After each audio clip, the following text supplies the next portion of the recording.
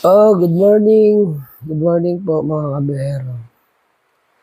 Pagigising lang po, relax lang po muna dahil stretching muna ng konti dahil maya-maya po ako'y babiyahe na. Panibagong pakikipagsapalaran naman sa daan at lagi po tayong mag-iingat bago tayo lumabas ng ating tahanan dahil lagi pong may nag-iahintay sa pagbalik natin kung tayo ay namamasada na sa daan. So, ito lang po. Ganito araw-araw yung ginagawa ko. Biyahe sa umaga, mag-i-enjoy sa daan, kahit papano, kumikita. Merong pinagkukuhaan ng income sa pang-araw-araw. Ayan. So, sabi ko nga, madalas, ako po ay jobless. Wala po akong trabaho. Namamasada lang po ako. Wala na rin po akong apps na ginagamit ngayon. Yan po. Pero meron po tayong mga mabubuting customer na nagtitiwala na magpa-deliver. So, hindi ko naman kinahihiya yung trabaho ko. Gusto ko lang ito i-share kasi ito talaga yung araw-araw kong ginagawa. Pag alis ng bahay sa umaga, pag balik, pahinga ng konti, nakikita nyo, minsan nagluluto ako. At, ano tawag nito? Hindi ko kasi alam masyadong sa aking sasabihin ko eh. Pero sinishare ko lang to kasi sa mga gaya ko, magulang, tatay, wala naman tayong ibang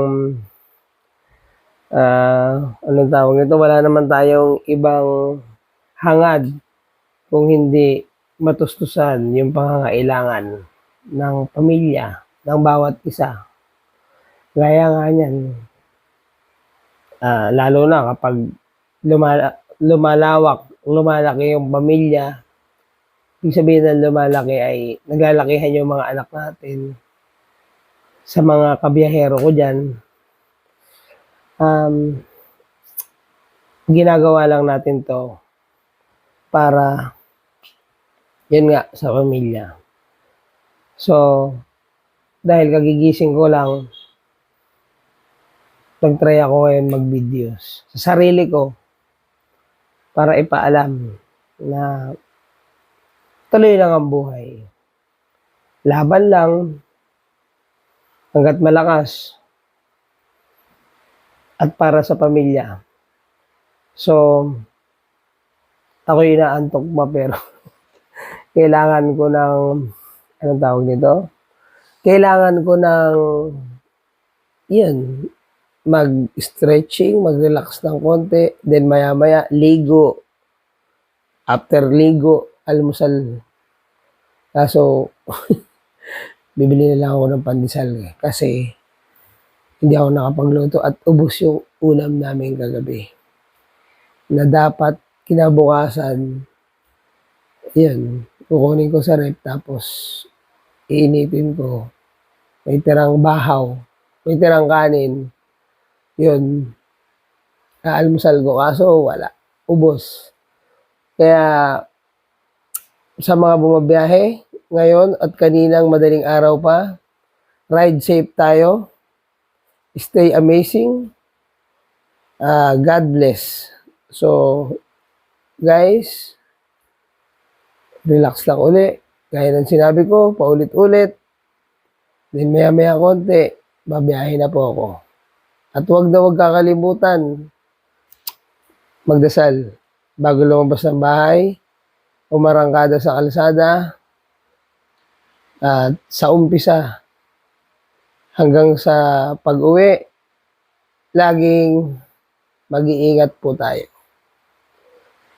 Enjoy lang natin ang daan at maraming salamat sa nagtitiwala at nagpapadeliver sa akin. God bless po at sana ang business nyo ay lumakas. Maraming salamat po. At buhay biyahero.